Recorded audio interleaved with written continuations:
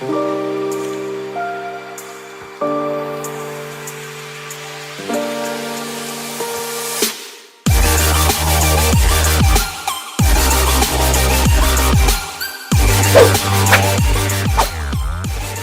and gentlemen, boys and girls, welcome back to the World Class Waffle podcast. This week we come to you for episode 18 of the podcast, and we provide you another week of the sporting news that's graced us in the world this week.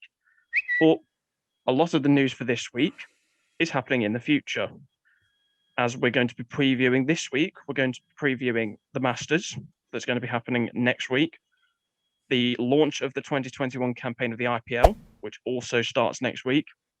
And also, we're going to be starting with the proposed changes to the Champions League format for the future.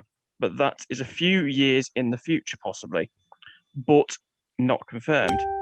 Rob and John are back as per usual, and we urge you to go and look back at previous week's episodes, as things are starting to pick up a bit. We're starting to get more confident, starting to produce better content. So go and listen back to last week's, where we talked all things non-league. It was quite a good episode to record and an important one to get the message out there of the struggles of non-league football. Whereas this week, we're going to be going to the upper scale of the football pyramid, to the elite level, to the Champions League, and the farce that's going on with that reform, because who knows what's going to happen there. But anyway, let's dive straight into things as the World Class Waffle presents Champions League football. And now Harvey Barnes. Oh, it's an equaliser. Harvey Barnes. Get in. And the Champions League is perhaps going to be changing. 2024-2025 season is the proposed season for possible changes to the Champions League and the structure within it. Don't understand it personally. I don't really understand why. Yes, it's going to get more opportunities for the bigger sides compete in the Champions League, but the current structure, the 32 teams in 8 groups, works just a treat at the moment, and I don't see the point in changing it. I don't know why they need to change this. I mean, you know what you're getting with the Champions League, year in, year out. It works. You know, everyone's fine with it. There's no need to mess with it or meddle with it. Just leave it as it is. For me, just leave it as it is. Yeah, there is no point in changing it. But some of the changes that they are proposing for the 2024-25 season, so it's 3 or 4 seasons off yet, but they're proposing one big group of 36 teams. So there's going to be 4 more teams. And I believe that they're going to be taken from the highest ranking coefficient. So could provide another opportunity for a Premier League side to get a team into the Champions League. So 5th place is more than likely going to get an opportunity. And 4th will automatically qualify. Probably Spain as well, Germany, and then either Italy or France, one of the two. I'm probably thinking Italy. But I just don't see the point of it. Yes, they've made the new Euro Conference League, which I believe is a good thing. I think that's going to provide your teams such as, I don't know, maybe even Leeds, West Ham, Wolves to get more opportunities to play European football. And then that's for the mid-table teams to really get some European experience. And obviously the winner of that gets an automatic spot in the Europa League, and it just works like the Europa League does for the Champions League. Absolutely. So, but with the proposed changes to the Champions League, I don't think it's a good thing. As we discussed before, I don't think it's going to work personally, because the amount of games in the Champions League currently, you have 6 group games per side. No, not per side. Yeah, it is 6 per side. My maths is terrible at the minute. And then you've got last 16, quarterfinals, semi-finals, and the final, which is another 7 games if you go all the way, which is 13 games. The proposed plans could be increasing the number of games to way past that. Yeah, the total number of games. We're talking 100 games, possibly. Yeah, the game for the competition as a whole, in every match at the moment is 125 matches in total. The new setup would take it to 225. Stupid. I mean, managers are always complaining about heavy schedules and stuff. I know Guardiola's scrutinised the Premier League over the scheduling. Mourinho, Klopp, probably Tuchel. I mean, they've all complained over the Premier League scheduling of European fixtures and then Premier League fixtures in close proximity. Yeah. But this is just going to pose a different kettle of fish, really, having so many more games. It's going to rely on the youth setups of a lot of these big Premier League clubs. I mean, for sides like Man City, Chelsea, and Man United, for example, it's not really going to pose much of an issue because they've got the squad depth. Exactly. But I don't know. It's gonna make the Premier League more interesting. That's for sure. Well, it's gonna bring more opportunities for sides like Leicester, for example, who might not get into the Champions League and will be in the Europa League, who play a less fixtures. Because I don't think the Europa League is taking these changes. I think it's just proposed for the Champions League. No, it's just Champions League. Yeah. To be fair, it's Alexander Sefrin, the UEFA president, trying to make it more marketable. I mean, to be fair, the UEFA Champions League is one of the biggest club competitions in the world. You know, it gets viewed in every continent. You know, unlike, let's say, the North American Champions League, the Asian Champions League, we don't really get broadcast rights over in Europe. We don't really watch that. Well, we watch is the Champions League, but yet you go to every other corner of the world and everyone knows the Champions League in Europe. So, I mean, the Daily Mail suggested that clubs would revolt because it would increase the number of games in the Champions League by 100, which is what Rob said. Obviously, it will go from 125 to 225. It's just not on. And also, the Associated Press have said the approval of revamped UCL format has stalled because elite clubs seek more control over the sale of commercial and broadcasting rights of the competition, which basically means they want more money. And they're not prepared to do that. So following on from what you said there as well, obviously clubs aren't happy about it, and already 10 football associations, including England and Scotland, have already wrote to UEFA saying, look, you need to change this. This won't go through. They've already had 10 written complaints, effectively, and the news only broke 5 days ago. And also, the fans won't be happy if Alexander Sefrin gets his way and places the Champions League final in New York City. No chance. Because that would be an absolute headache. I mean, it was a headache a few years ago for the Europa League final in Baku for Arsenal and Chelsea fans. Do you know what I mean? So to have the Champions League final, just to make it more money, like obviously the commercial revenue out there would be amazing for UEFA. But the fact of the matter is, are European fans going to go transatlantic for that? I don't think they will. I think, well, it's epitomizes the phrase that we've been saying, I think, the last 2 weeks, cash is king. Yep. Everything's just marketable these days. I mean, the whole point of the Champions League is it's based European. It's always been in Europe. Yeah. What's the point in taking it to the US just for the final? It doesn't make sense. We've got loads of venues in the UK and the rest of Europe.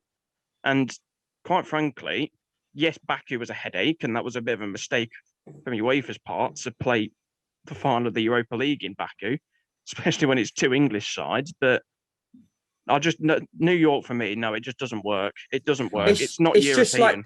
It's just like the NFL stateside. They have this mad idea of one day playing a Super Bowl in the UK or in Europe. I mean, it could work because obviously you get a lot of NFL fans and stuff. I mean, it's the role reversal of that. I mean, it could work. I mean, I've heard Jacksonville Jaguars want to permanently move to the United Kingdom and be the UK's NFL team because they've played one home game a year since 2008 there. So, I mean, I don't see a European team moving to the States just to make the money, but it's just role reversal, but I don't reckon it could happen. Well, the only thing I could see with that is because Man City's chairman, Sheikh Mansour, he's got links with New York City as well. New York City he owns FC. them, doesn't he? He owns the club. That's because the big chairmans and the clubs have got so much pulling power in football these days. That's the only way I can see that happening. The big clubs pulling together and creating what is their own almost dictatorship in a way. To be fair, the City Football Group have clubs on every continent of the world, so in their portfolio. So I mean, the way I see what's this, next? It could be first New York City. What's next? Australia, Tokyo. Do you know what I mean? Well, the way I see this, sorry, Ben. If you open up one door, then it domino effect of several other, and then they're like, oh yeah, let's have it in like the likes of Tokyo, Australia. It just becomes a nonsense. I mean, the way I see this with the possible reform of the Champions League, it's almost in a way an alternative to the proposed European Super League that's been banging on about for the past 2 or 3 seasons, because that was something that the big clubs wanted to make football more appealable to the global audience.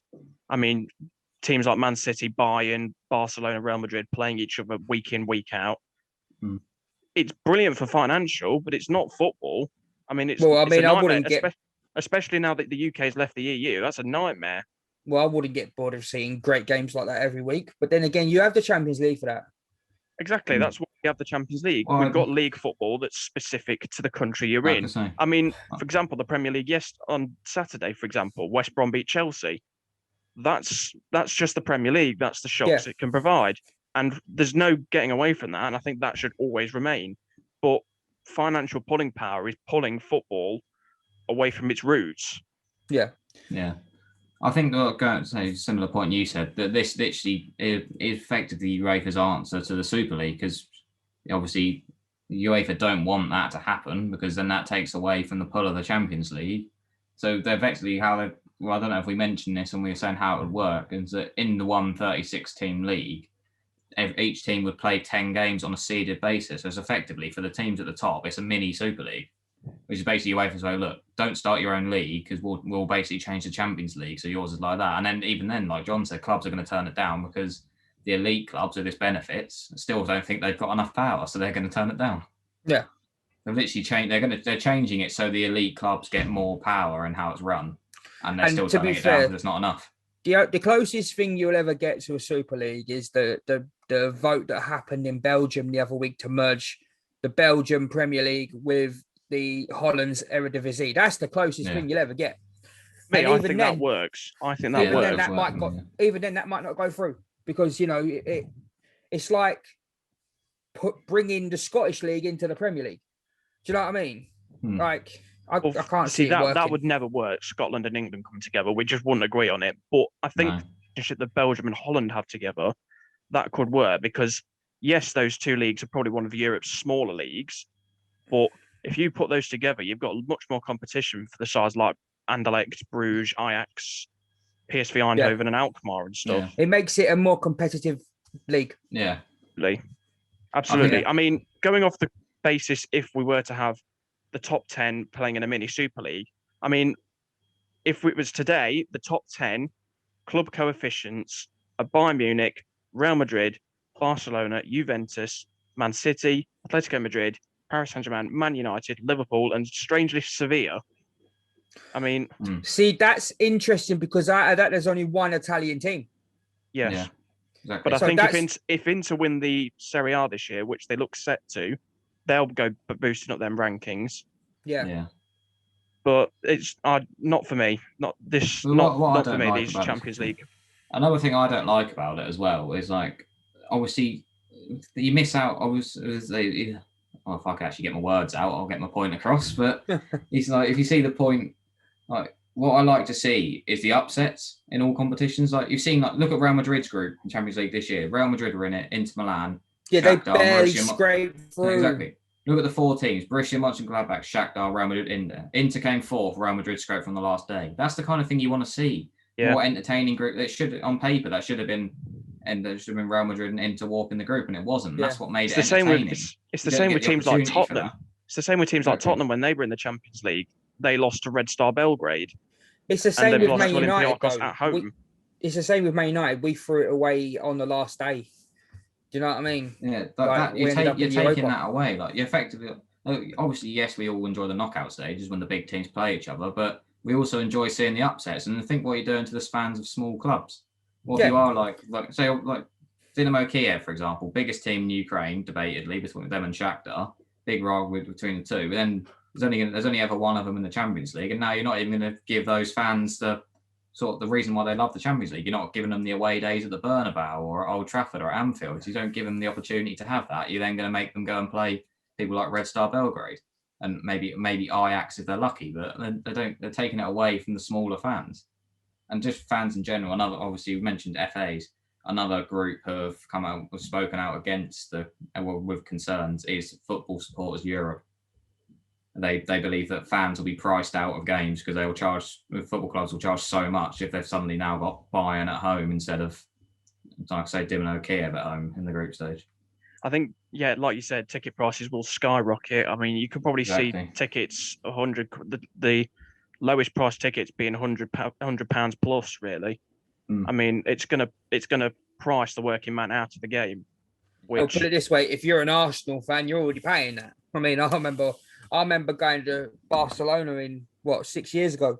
Watched Barcelona Barça, paid 27 quid. Worked out the conversion rate. It was 27 quid for the ticket.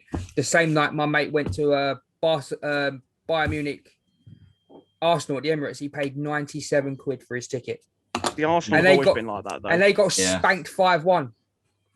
Well, that's the thing as well. Like I say, the big clubs know they can charge more. But I think you got to think about as much as the elite clubs have more power because they have more money, but you got to think about the smaller clubs if you're UEFA because, they're not going to, people like I say, Kiev, my example, I keep referring back to, they're not going to win it, but their fans, they enjoy it because of the sort of games they get given the opportunity against. Like I say, they've got the away games. But then again, you could look at you could see UEFA arguing, well, looking at the smaller clubs, we've just made the UEFA Conference League. You know what I mean? Well, that's why my argument would be towards Leicester City because their fairy tale story back in 2016 got them into the Champions League and they got all the way to the quarterfinals. They did, but they got knocked out by Atletico, who were just superior on away goals. Ajax a couple of years ago made the semis.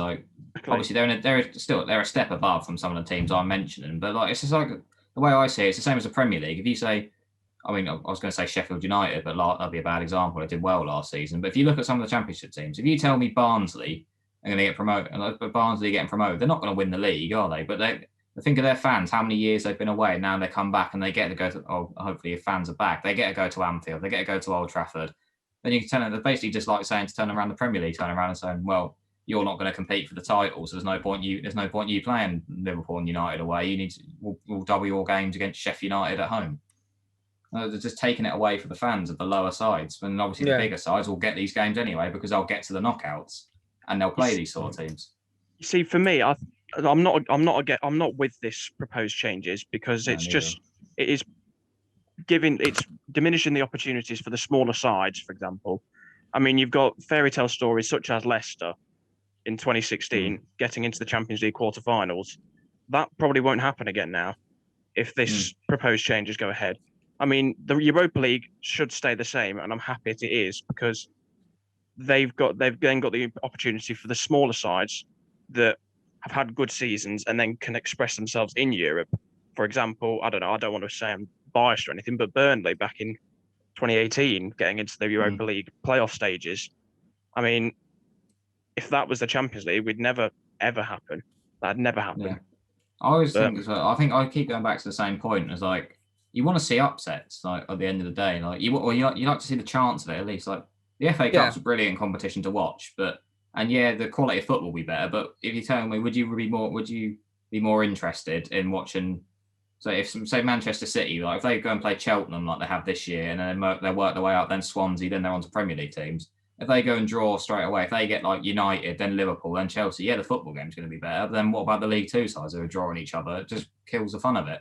At least it's by chance and FA Cup. If you're literally taking away these opportunities, and for the fans of those lower clubs, it's dreadful. You've ruined their potential away day for no valid reason. But as another thing, I do want to stress that this hasn't been put through yet. For what we're saying, the vote is on April 19th. Well, I think that has been delayed now. I think John was saying to us before we came on air. It's going to be delayed because obviously it's stalled over the money that the elite clubs want, and obviously there's talk about clubs revolting because they don't want the increased fixture schedule. So this hasn't been put through yet, but ultimately when the executives at UEFA and the ECA agree that it's a good idea, there's not really much you can do to stop that, really. To be fair, at this moment in time, it's just a proposal.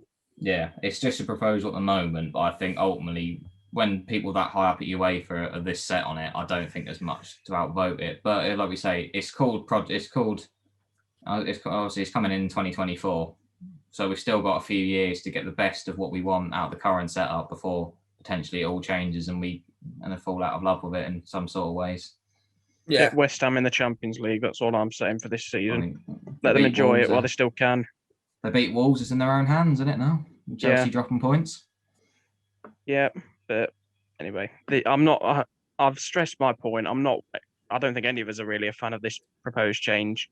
It takes the roots away from what European football was. To be fair, I'd like to see West Ham in the Champions League. I think we all would this season. I mean, this season's been like nothing else, really. We've seen that's the Liverpool other thing I don't like stinker. about it, actually.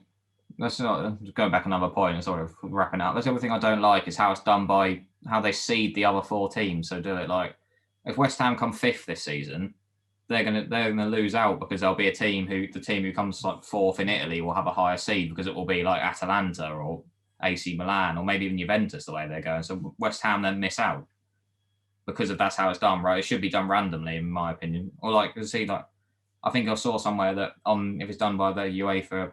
I can't remember the word, the ranking or whatever, and Arsenal above Rangers. Rangers have walked their league, had on for an unbeaten season. Arsenal are probably going to finish 10th or maybe 9th in the Premier League, and Arsenal would get in above Rangers if it was between them two. This seems completely unfair for me. Yeah. Well, let's move on now because I think I've moaned about it enough. Yeah, and we've got 10 minutes left on this Zoom call before we have to go over to the next one. But anyway, let's move on to the next topic as the World Class Waffle presents, for the first time in our podcast history, golf. 4! And golf, yes, golf, you heard that right. New sport on this podcast. And it's the right time to do it with the Masters approaching this coming week. And the Masters is now back to its traditional slot in the first 2 weeks in April after its delay last season due to COVID, as it took place in November. And Dustin Johnson is the current holder of the green jacket at Augusta National. And could he be the first person to retain the Masters title since Tiger did it in 01 and 02? Stats say possibly yes, but DJ hasn't quite hit the form in the last couple of weeks that would warrant a possible Masters title. No. But who knows? Being the first person to retain it since, like you say, since Tiger would be about the only way he could beat his performance from last year. In November. It's incredible. Broke the record. They broke the record, didn't he? He did, yeah. Lowest score for God knows how long, and the first one into the 20 unders. I mean, 20 under pars, quite frankly, how do you follow that? It's superb. Even if he wins, he's probably not going to manage those sort of levels. So he kind of, at least he'd have that fact that he was the first person to retain it in 20 years. At least he'd have that, because I'm not sure anybody's getting anywhere near the numbers he put out in November. No, absolutely not. But golf is certainly changing now. There's less emphasis on technique, and it's a lot more power-based now, as we've seen by a certain Bryson DeChambeau completely changing his swing to gain as much power as physically possible off the tee. And I want to talk about Bryson because he came close last year. He was in the running for a couple of rounds, but then tailed off because of his waywardness off the tee. And that's something you just can't do at Augusta National, because if you're anywhere off the fairway, you're gaining more shots. Simple as. It's such a hazardous area, the roughs, and anywhere off the fairway at Augusta. Is Bryson's waywardness off the tee going to cost him?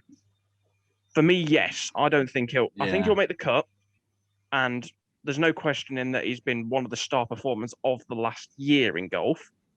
But for me, I just don't think he's quite there yet. He's not accurate enough to become a holder of a green jacket. Yeah, I think I agree with you there.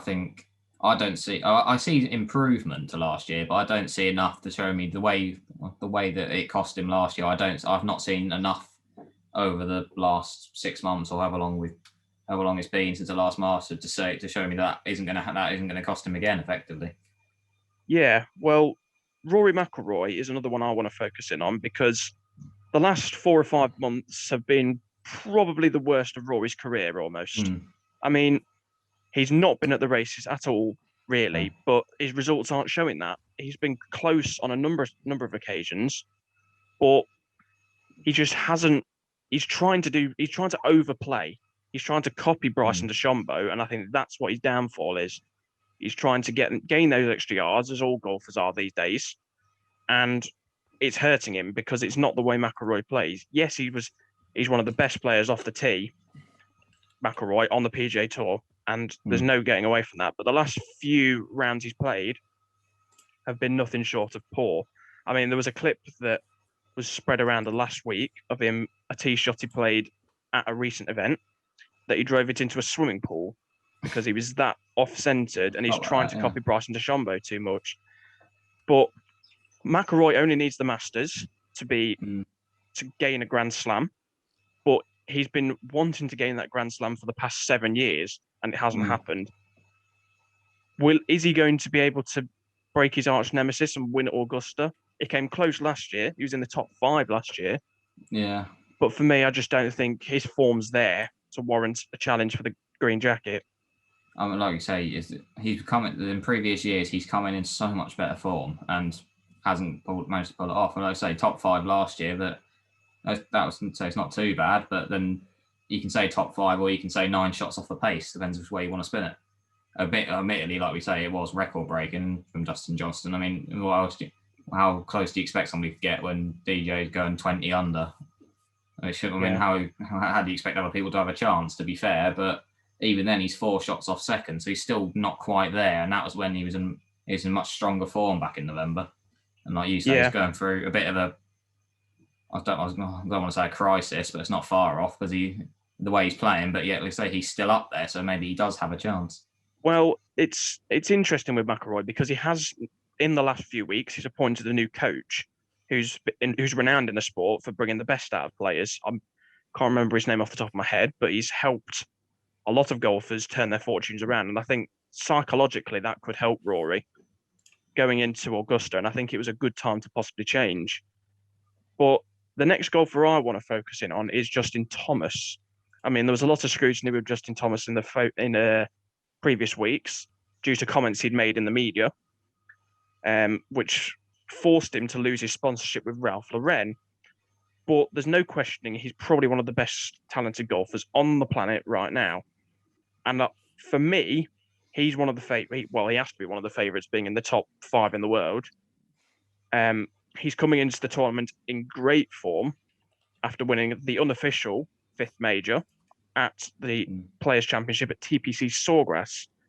And is this going to be his year to finally get over the line and win that green jacket?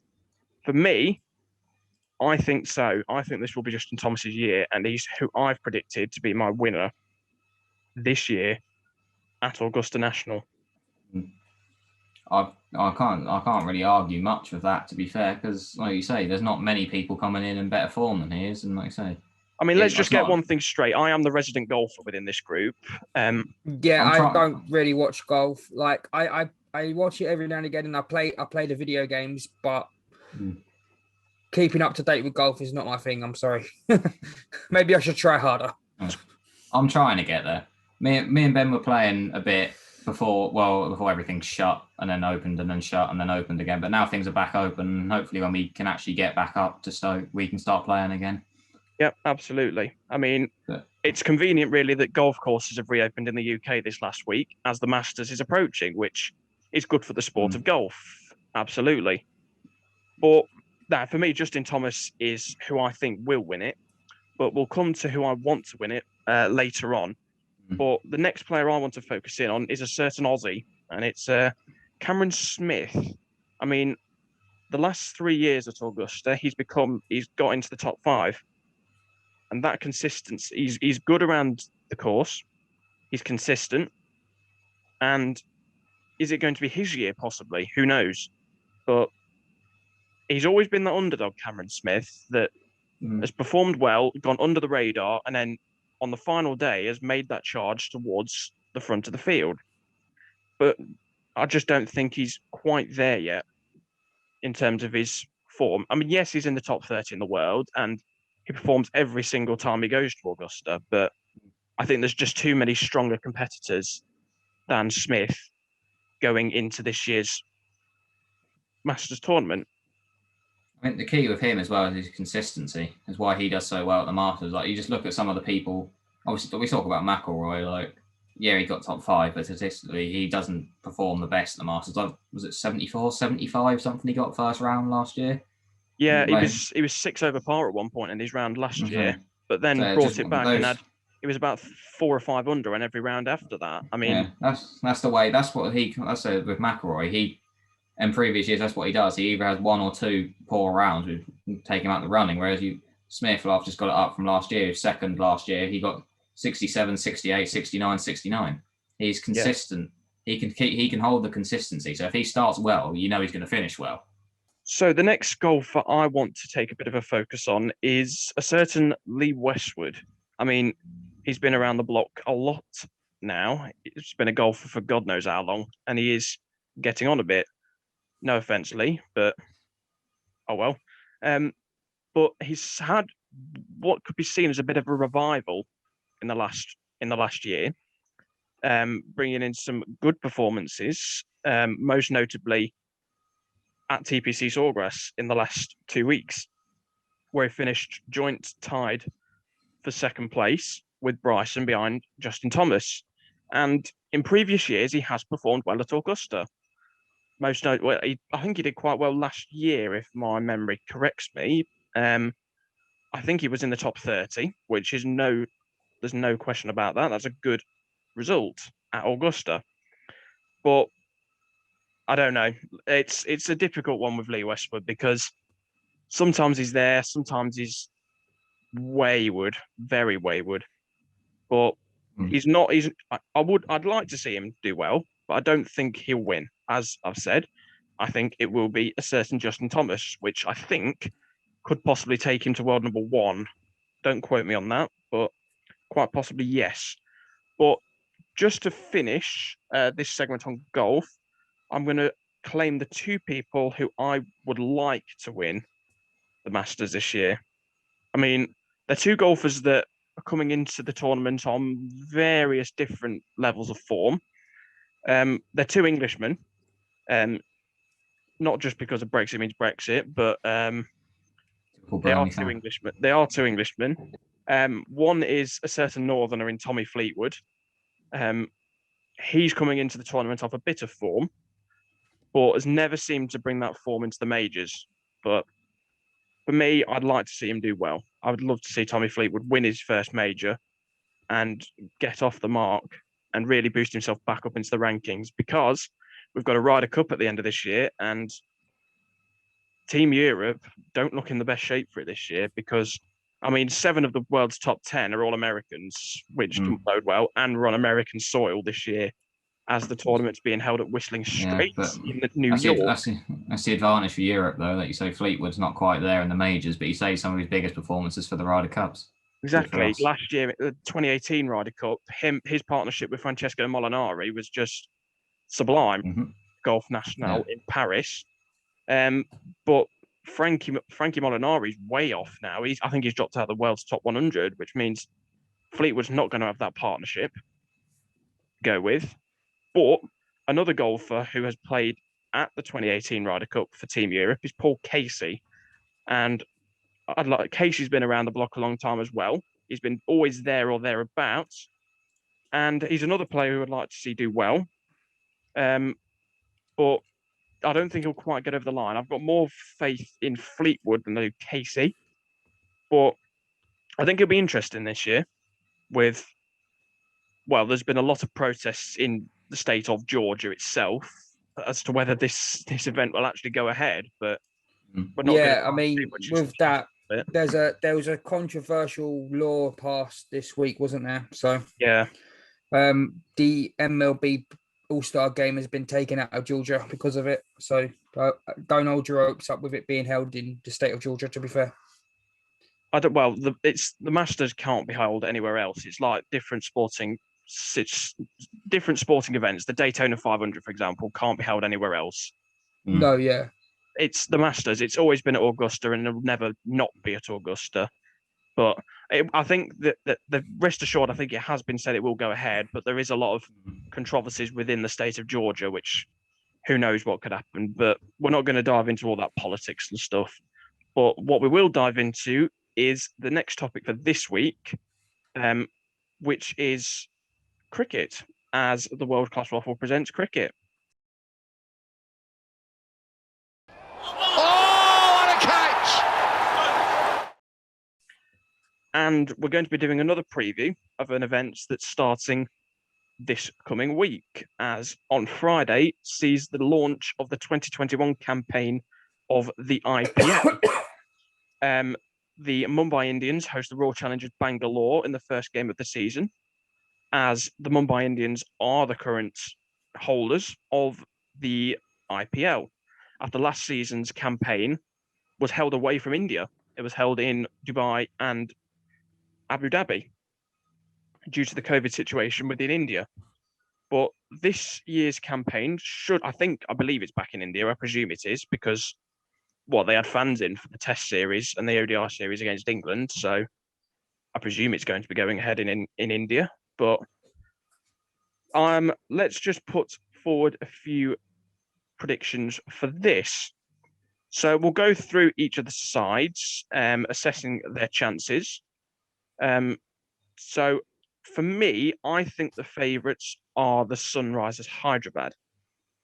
For me, they've got some of the best talents with the bat and with the ball. You've got skipper Kane Williamson, who's probably one of the best one-day players in the world. The controversial David Warner, who's a good knock with the bat. But then you've got obviously Jason Roy, who's been drafted in at the last minute to replace Mitchell Marsh, who's been ruled out with injury, I believe. But you've got some good bowling attack in that Hyderabad team with the likes of Rashid Khan, the Afghan bowler, and also Jason Holder. Not to rule out himself, the Ginger Prince, Johnny Bairstow, who's also part of that Hyderabad team.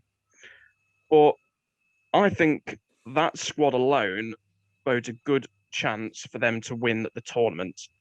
But they're not who I think will win it. I mean, I'll say it towards the end of this segment who my dark horses would be to win it, and who I think could put up a good campaign. But let's move on to the Royal Challengers Bangalore, who were the runners-up last year, being defeated by the Mumbai Indians. I mean, they boast Virat Kohli, AB de Villiers, top-class players for many years now, but they've got the batting depth, not much with the ball for me with Royal Challengers. I mean, it was the same last year, but I just don't think they're going to challenge this year, not as much. If Kohli turns up, then who knows? But for me, they've just not got enough of the ball this year, the RCB. So who's the next side? It is the Rajasthan Royals. I mean, they've been brought into the news throughout the campaign for drafting the highest ever sum for a player in the IPL history, with the signing of South African all-rounder Chris Morris to their side. I mean, if you look at the side for Rajasthan, they've got some serious talent in there. Ben Stokes, Jofra Archer, Josh Butler, all superb one-day players. I mean, if that doesn't get them far in the tournament, I don't know what will, because they're arguably three of England's best one-day players. Can they do it in the warm climate in India, though? Who knows? Who knows? But the Punjab Kings is one that I want to take a bit more focus on. You've got players such as KL Rahul, who will be captaining the side, Chris Gale, who's been one of the best one-day players for many years now across the planet. Yeah. But also the dark horse of David Malan, who's been coming into the reckoning in recent months for his form for England, and he's in the top 10 for the power rankings for one-day batsmen. The current holders, the Mumbai Indians, have got some good names in their ranks as well. Rohit Sharma, Hardik Pandya, Jasprit Bumrah, Jimmy Neesham, Chris Lynn, Trent Bolt, all excellent players. Could they go back to back? Who knows? KKR, the Kolkata Knight Riders, boast the likes of Owen Morgan, Pat Cummins, Andre Russell, all good one-day players again. The Delhi Capitals, they've got Akshar Patel, who performed very well indeed for India in the one-day series against England and in the Test series.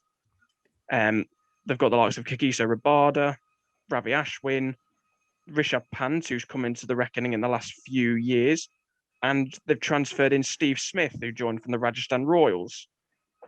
And finally, the Chennai Super Kings, who will be led by MS Dhoni.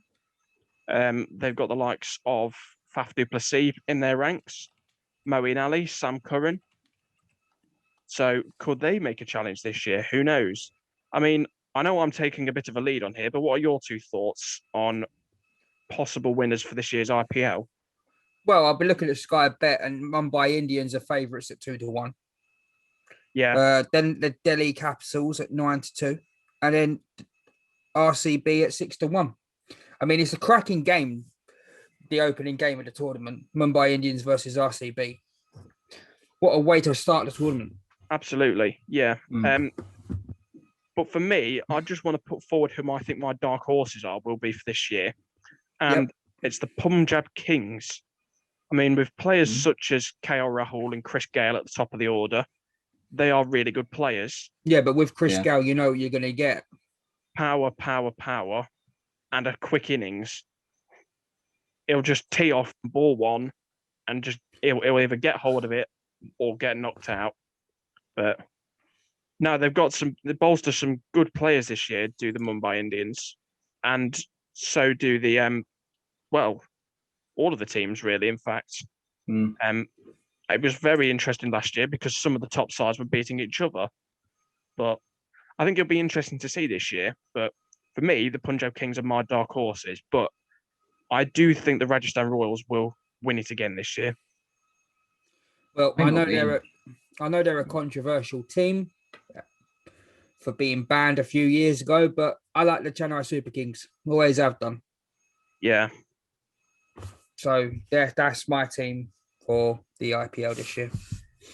I think it'll be interesting to see what happens with getting fans in as well. Like you said, there were fans for the Test series, but they've obviously said that there won't be fans in the initial stages, and I think it goes as far as the first 33 games or 30-odd games, something like that. They've been confirmed that no fans will be in, but hopefully in the later stages we can get some fans in as well. Looking at Sky News, there is an article about India's COVID spike. So there has been a spike in infection rate in India since the England series. So it'll definitely be interesting to see whether there will be fans at all. Yeah, well, there was fans in for that tournament, but I think there was far too many. I mean, you should have seen some of the pictures of the crowds at those one-day games in the Test series.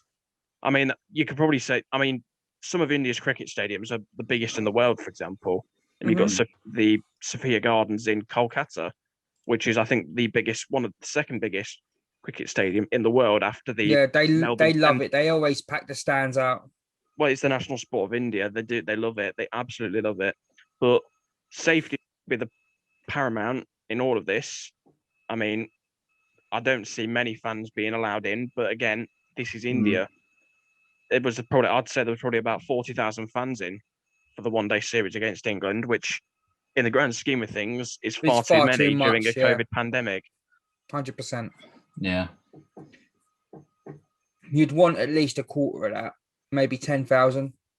10, 15,000, you can still generate an atmosphere from that because I know how passionate Indian cricket fans are. I mean, just from seeing them at the 2019 World Cup in England, I mean, they've got the best cricket fans in the world, arguably, India.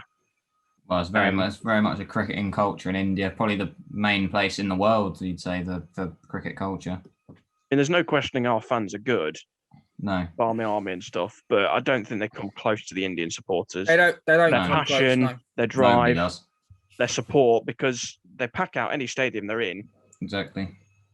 I mean, I don't know much about cricket, but I know how loyal and passionate the Indian fans are.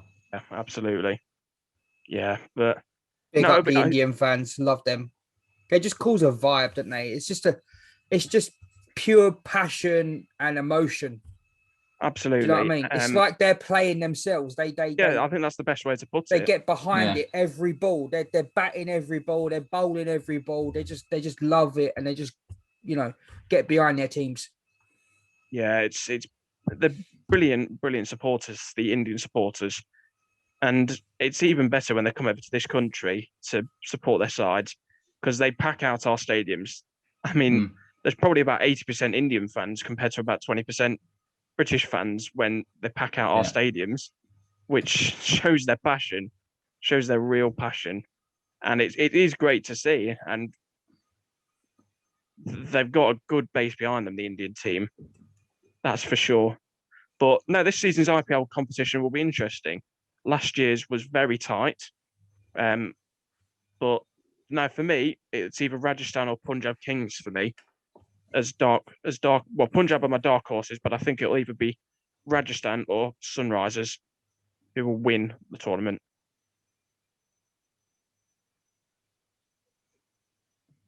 All right, so I think we've covered that quite well, to be honest. Well, I say Ben has. Yeah, Ben's the cricket person in the flat. The resident team. The resident cricket fan. I've been talking for about half an hour straight on golf and cricket. My voice needs a rest. But now I've got to edit this sucker, so let's bring this to an end. We'll come to you for episode 19 next week. We're not sure on the logistics of it yet, whether it's going to be all three of us or whether it's going to be just two of us, due to returning to Stoke.